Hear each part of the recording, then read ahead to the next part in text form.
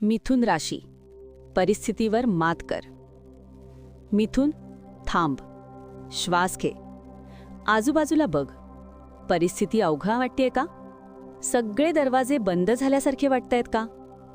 तुझं मन सांगते मी अडकलोय, मला बाहेर पडता येत नाही. पण मी सांगते तू अडकलेला नाहीस, तू फक्त थांबलायस. आणि थांबणं म्हणजे हार मानणं नव्हे. लोक म्हणतात मिथुन राशी विचारांनी भरकटते. मी म्हणते त्या विचारांतच तुझं शस्त्र लपलंय. तू एका वेळी 10 गोष्टी पाहू शकतोस. जिथे बाकीच्यांना फक्त भिंत दिसते तिथे तुला खिडकी दिसते. फरक फक्त एवढाच आहे की तू त्या खिडकीकडे बघत नाहीस, तू फक्त भिंतीकडे बघत बसलायस. परिस्थिती मोठी नाही, तुझा विश्वास छोटा झालाय.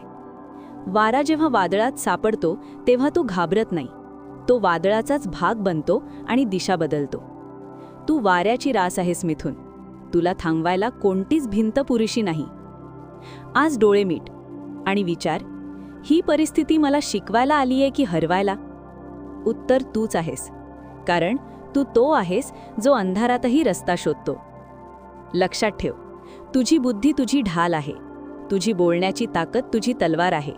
आणि तुझा चंचल स्वभाव तो कमजोरी नाही, तो तुझा वेग आहे. उठ, एक पाऊल टाक, फक्त एक. कारण ज्या दिवशी मिथुन परिस्थितीला घाबरायचं सोडून देतो त्या दिवशी परिस्थितीच मिथुनला घाबरते. तू मिथुन आहेस ना? मग कमेंटमध्ये लिही, मी मात करणार.